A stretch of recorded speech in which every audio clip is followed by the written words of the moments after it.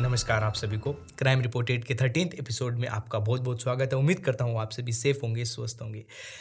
आज जो कहानी मैं आपको सुनाने जा रहा हूँ ये एक रहस्यमयी कहानी है और इस कहानी को तकरीबन 111 साल हो चुके हैं। 1911 की ये कहानी है, 1911 की कहानी है, लेकिन आज तक भी इस कहानी का जो रहस्य है वो सुलझ नहीं पाया है। किसी को नहीं पता कि उस साल उस दिन ऐसा क्या हुआ था। उस ज़माने से आज के ज़माने में टेक्नोलॉजी के अंदर दिन और रात का अंतर आ चुका है, लेकिन आज तक भी अपनी टेक्नोलॉजी ये नहीं पता कर पाई कि उस दिन क्या हुआ था। हालाँकि जो रिसर्चर्स हैं वो अभी भी लगे हुए हैं, अभी भी वो खोजबीन कर रहे हैं। हो सकता है कि आने वाले कुछ वक़्त में हमें पता चल जाए, इसका खुलासा हो जाए कि उस दिन क्या हुआ था। कहानी है ये इटली की। इटली में साल था 1911, जैसा कि मैंने आपको पहले ही बताया। इटली की एक ट्रेन मैन्युफैक्चरिंग कंपनी है जिसका नाम है जेनिटी। ये जेनिटी कंपनी ट्रेन के इंजन बनाती है, लोकोमोटिव, ट्रेन के वो कोचेस बनाती है, बोगियाँ बनाती है। और इसी ट्रेन की कंपनी ने, जेनिटी कंपनी ने 1911 में एक अपनी नई ट्रेन बनाई। एडवांस्ड ट्रेन उस वक्त के हिसाब से, उसमें तमाम तरह की नई टेक्नोलॉजीज़, ज़्यादा स्पीड उस ट्रेन की। अब ट्रेन पूरी तैयार थी, लेकिन ट्रेन को पब्लिकली यूज़ करने से पहले जेनिटी कंपनी को उस ट्रेन का एक टेस्ट रन करके देखना था कि भाई इस ट्रेन के अंदर सब कुछ सही काम कर रहा है, सब कुछ सही है ना, कोई गड़बड़ तो नहीं है। तो जेनिटी कंपनी ने बहुत सारे लोगों की लिस्ट बनाई जितने भी आमतौर पर ट्रेन के अंदर ज़्यादा ट्रेवल करते थे। उस लिस्ट के अंदर से जेनिटी कंपनी ने 100 ऐसे व्यक्तियों को सिलेक्ट किया जिनको वो कंपनी एक ऑफ़र दे रही थी कि आप आइए हमारी नई ट्रेन में और आप इसमें एक तय जगह से लेकर तय जगह तक सफ़र तय कीजिए और बाद में वापस लाकर हमको जहाँ से स्टार्ट किया था वहीं पर आपको छोड़ देंगे। ट्रेन के अंदर आपको खाने पीने की सारी सुविधाएं मिलेंगी और इसके लिए आपको कोई भी पैसे नहीं देने हैं, सब कुछ एकदम फ्री होगा। अब उस वक्त की एडवांस ट्रेन, लोग उसको देखने के लिए बेताब हो रहे थे। अब उनको मौका दिया जा रहा था उस ट्रेन में सफ़र करने का, वो भी बिना पैसे के। तो किसी ने भी इनकार नहीं किया और जो 100 के 100 पैसेंजर थे वो ट्रेन में एक टेस्ट रन के लिए तैयार थे, वो स्टेशन पर पहुंच गए थे। अब जो ट्रेन थी उसका जो रूट था वो पहले से ही डिसाइडेड था कि इस ट्रेन को किस किस रूट से गुजरना है, कौन से स्टेशन से गुजरना है, कहाँ पर जाना है, कहाँ से वापस लौट कर आना है। इसी रूट के अंदर उस ट्रेन को एक टनल से भी गुजरना था। उस टनल का नाम था लोम्बार्डी टनल। इटली की लोम्बार्डी टनल, वहाँ पर लोम्बार्डी कोई पहाड़ है, माउंटेन है, उसी पहाड़ के नाम से इस टनल को भी नाम दिया गया लोम्बार्डी टनल। और उस वक्त में इटली की ये सबसे लंबी टनल्स में से एक थी। लगभग आधा मील्स इसकी लंबाई थी, यानी कि 1 किलोमीटर से थोड़ी सी छोटी ये टनल थी। उस वक्त के हिसाब से काफ़ी बड़ी टनल थी ये। और इस टनल में से भी, लोम्बार्डी टनल में से भी उस ट्रेन को गुजरना था। खैर, ये तो था ट्रेन का रूट। अब ट्रेन स्टेशन पर पहुंच गई, 100 के 100 पैसेंजर्स ट्रेन के अंदर सवार हो गए। अब उन 100 पैसेंजर्स के अलावा ट्रेन के अंदर 6 ट्रेन के स्टाफ भी थे, मतलब ट्रेन को ऑपरेट करने वाले, खाना सर्व करने वाले, ट्रेन के गार्ड्स वगैरह। कुल 106 पैसेंजर्स के साथ, और कुल वैसे 100 पैसेंजर और 6 स्टाफ के साथ, ट्रेन के स्टाफ के साथ ट्रेन अपने स्टेशन से रवाना होती है टेस्ट रन के लिए। सब कुछ सही चल रहा था। जो ट्रेन के अंदर यात्री थे वो भी काफ़ी खुश थे। पहली बार उन्हें ट्रेन में सफ़र करने का मौका मिला था, वो भी एकदम फ्री। अब क्योंकि पहली बार उस ट्रेन को चलाया जा रहा था तो खाना पीना भी एकदम अच्छे से मिल रहा था। काफ़ी खातिरदारी हो रही थी ट्रेन में उन सभी की।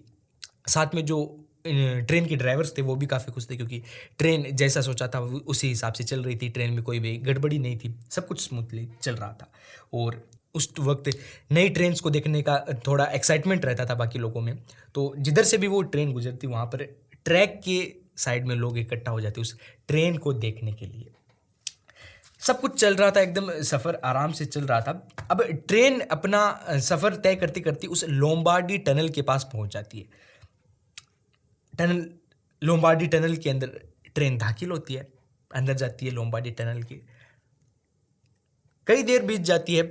टनल की दूसरी और कुछ लोग इंतज़ार कर रहे थे ट्रेन का, वहाँ से थोड़ी दूर पर एक स्टेशन भी था। कई देर बीत जाती है लेकिन ट्रेन टनल से बाहर नहीं निकलती। टनल के अंदर वो दाखिल हुई लेकिन टनल से बाहर नहीं निकल रही ट्रेन। कुछ देर वहाँ पर स्टेशन वालों ने और जो भी पैसेंजर्स थे उन्होंने इंतज़ार किया कि भाई क्या पता ट्रेन में थोड़ी बहुत गड़बड़ी आ गई हो और उसकी वजह से वो ट्रेन बीच में ही टनल के रुक गई हो। लेकिन काफ़ी वक्त बीत जाता है, ट्रेन बाहर नहीं निकलती, ट्रेन उसी टनल के अंदर। अब जब आसे पासे ये खबर फैली और पूरी की पूरी एक नई ट्रेन जेनिटी कंपनी की टनल के अंदर गई लेकिन टनल से बाहर नहीं आ रही, तो थोड़ा हड़कंप मच गया कि भाई ट्रेन टनल के अंदर गई, टनल से वापस नहीं निकली। तो जो भी जेनिटी कंपनी के जो वहाँ पर काम करते थे, वो सभी आसपास पूछताछ करनी शुरू करते हैं, एक तरह से इन्वेस्टिगेशन शुरू करते हैं। तो वो जो भी लोग स्टेशन पर थे, टनल से पहले, टनल में ट्रेन के दाखिल होने से पहले जो भी लोग थे ट्रैक के आसपास स्टेशन के ऊपर, उन सभी से पूछताछ करते हैं कि क्या आपने इस ट्रेन को इस वक्त यहाँ से गुजरते हुए देखा।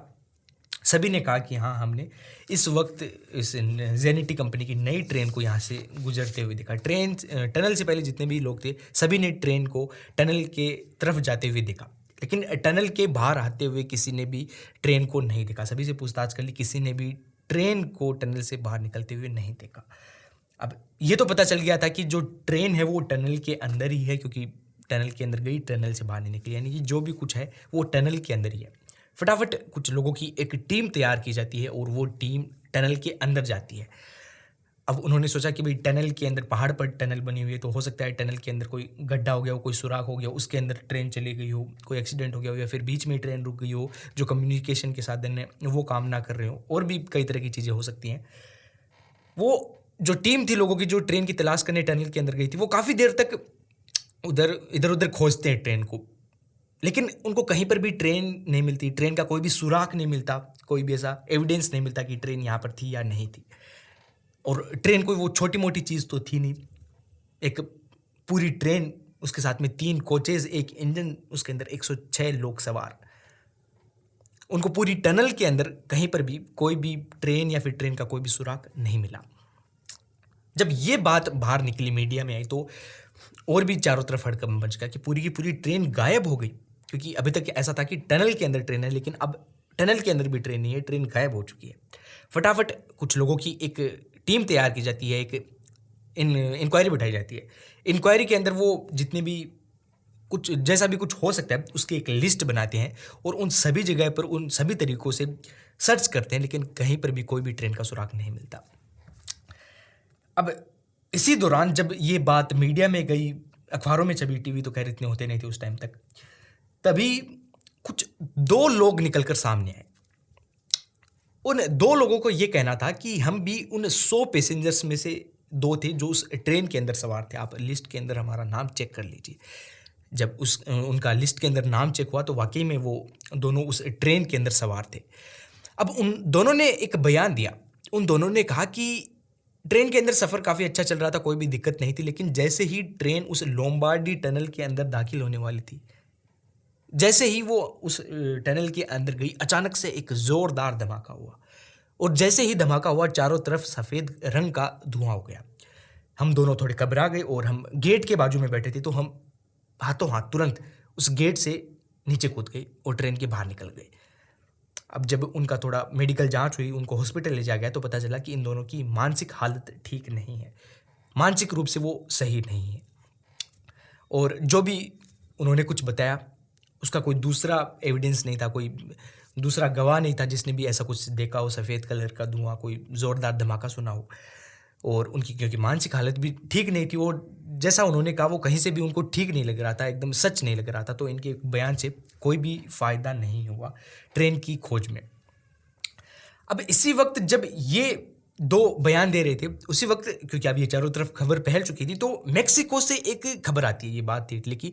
मेक्सिको की एक डॉक्टर सामने आती है और वो डॉक्टर कहती है कि जब ये ट्रेन वाला हादसा हुआ, जब ये ट्रेन गायब हुई, उस ट्रेन के गायब होने के कुछ वक्त बाद मेरे हॉस्पिटल में करीबन 104 पैसेंजर आए। पैसेंजर नहीं कह सकते, 104 पेशेंट आए। वो 104 के 104 सभी के सभी मानसिक तौर से बीमार, मानसिक रूप से उनकी तबीयत ठीक नहीं थी, वो उटपटांग बातें कर रहे थे, अजीब अजीब हरकतें कर रहे थे। हमने उनको हॉस्पिटल से वापस भेज दिया क्योंकि उनका कोई भी इलाज नहीं था हॉस्पिटल में। जब ये बात इटली के अंदर आई तो इटली के अंदर थोड़ा माहौल ख़राब हो गया, थोड़े और घबरा गए लोग, क्योंकि 104 उस डॉक्टर के पास आए, 2 यहाँ पर मिल गए, यानी कि टोटल 106 लोग हो गए, और 106 पैसेंजर या फिर लोग उस ट्रेन के अंदर सवार थे। तो यहाँ से कहीं न कहीं एक कड़ी जुड़ रही थी। अब जब डॉक्टर से उन सभी लोगों का पता पूछा गया तो डॉक्टर के पास कोई भी पता नहीं था, क्योंकि बाहर निकाल दिया था उनको हॉस्पिटल से, उनका इलाज नहीं था उस हॉस्पिटल के अंदर। और जब मेक्सिको के अंदर उन 104 लोगों की तलाश की गई, उनको ढूँढने की कोशिश की उन 2 लोगों की और उन 104 की, तो वो 104 कभी मिले ही नहीं। वो एक बार हॉस्पिटल के अंदर आए, एक बार हॉस्पिटल से बाहर जाने के बाद में वो 104 के 104 सभी गायब हो गए। ना ट्रेन मिली, ना उसके अंदर के मुसाफिर मिले। अब आती है तीसरी खबर, और इस तीसरी खबर ने सबको दंग करके रख दिया। जिस मॉडल की ट्रेन 3 बोगियों के साथ सेम इंजन जेनिटी कंपनी ने 1911 के अंदर बनाई थी, उसी सेम ट्रेन को करीबन 71 साल पहले 1840 में मेक्सिको के अंदर देखा गया। 1840 में मेक्सिको के अंदर वो सेम इंजन, सेम मॉडल 3 बोगियों के साथ उस ट्रेन को मेक्सिको की पटरियों के ऊपर दौड़ता हुआ देखा गया। कई चश्मदीद मिले इसके जिन्होंने ये बयान दिया। बाद में धीरे धीरे थोड़ी और खबर आई कि उसी सेम ट्रेन को, जेनिटी कंपनी की ट्रेन को रशिया के अंदर भी देखा गया, जर्मनी के अंदर देखा गया, रोमानिया के अंदर भी देखा गया। अब ये बात सबसे हैरान कर रही थी, क्योंकि जेनिटी कंपनी ने उस ट्रेन को 1911 में सबसे पहली बार बनाया, और 1911 से पहले कोई भी वैसी ट्रेन मौजूद ही नहीं थी। वैसी ट्रेन को किसी ने कभी बनाया नहीं था। तो फिर कैसे 1840 के अंदर उस ट्रेन को मेक्सिको के अंदर देखा गया, जर्मनी के अंदर देखा गया, रशिया के अंदर देखा गया। उस वक्त तो वो ट्रेन बनी ही नहीं थी, वैसी टेक्नोलॉजी उस वक्त थी ही नहीं, तो उस वक्त किसी ने उस ट्रेन को कैसे देख लिया। बहुत सारी इसके ऊपर रिसर्चेज हुई, लेकिन कोई भी एकदम पुख्ता एविडेंस नहीं मिला। काफ़ी सारे लोगों को ये कहना है कि जो ये ट्रेन थी, ये जैसे ही उस टनल के अंदर एंटर हुई, दाखिल हुई, उसने टाइम ट्रेवल किया। टाइम ट्रैवल की हम अक्सर कहानियाँ सुनते हैं कि वो एक इंसान टाइम ट्रैवल कर 34 साल 2034 से आ गया था, पहले आ गया था, कुछ ऐसी भी एक कहानी है। वैसे ही इस ट्रेन ने भी टाइम में ट्रैवल किया। वो टाइम के अंदर चली गई, और टाइम के अंदर जाने के बाद में वो टाइम से आगे जा सकती है, टाइम में पीछे जा सकती है। तो वो ट्रेन टाइम से पीछे चली गई, यानी कि 1911 की बात थी, वो ट्रेन टाइम से पीछे 1840 में चली गई। अब इस बात पर यकीन करना लगभग नामुमकिन है कि भाई ऐसा कुछ कैसे हो सकता है। खैर होता होगा, लेकिन यकीन नहीं होता कि ऐसा कुछ हो सकता है, कि और कोई छोटी मोटी चीज़ नहीं, इतनी बड़ी ट्रेन। अब फिलहाल तक तो इसकी एक यही पॉसिबिलिटी है। इसके अलावा इस ट्रेन का ऐसे गायब होना, इतनी बड़ी ट्रेन का गायब होना कहीं पर भी नहीं मिलना, तो ये कहीं ना कहीं संकेत करते हैं कि जो टाइम ट्रैवल करने वाली चीज़ है ये पॉसिबल है, और उस ट्रेन ने सच में टाइम ट्रैवल ही किया था। जिस हिसाब से वो ट्रेन कहीं पर भी नहीं मिली, ना ही उसका कोई सबूत मिला, ना ही उसके कुछ परखच्चे मिले। अगर वो कहीं पर ब्लास्ट हो गई तो कुछ भी नहीं मिला, ना ही वो 104 लोग मिले। और ऐसा नहीं है कि ये कहानी कोई मनगढ़ंत कहानी है। इटली के अंदर आज भी इस चीज़ के जितने भी एविडेंस हैं, एक जेनिटी नाम की ट्रेन 106 लोगों के साथ उस टनल के अंदर दाखिल हुई, लेकिन उस टनल से कभी बाहर नहीं निकली। पूरे दस्तावेज, पूरे डॉक्यूमेंट्स इस ट्रेन के बारे में अभी भी इटली के अंदर है। इटली के अंदर अभी भी इसके ऊपर रिसर्च चल रही है। यही थी दोस्तों कहानी एक ट्रेन की जिसने टाइम ट्रैवल किया। उम्मीद करता हूँ आपको पसंद आई होगी। आपको टाइम ट्रैवल के रिगार्डिंग कोई कहानी सुननी अच्छी लगे तो ज़रूर बताना। ऐसी और भी कई घटनाएं हैं जो कि पास्ट में हुई हैं, वो भी मैं आपको सुनाऊंगा। बाकी ये वाली कहानी आपको कैसी लगी ज़रूर कमेंट्स में बताना, और अगर चैनल पर आप नए हैं तो चैनल को ज़रूर सब्सक्राइब कर लेना। अगर कहानी और वीडियो पसंद आया, वीडियो को लाइक कर देना। और बाकी मैं मिलता हूँ आपसे अगली वीडियो में किसी और नई कहानी के साथ। तब तक के लिए जय हिंद, जय भारत।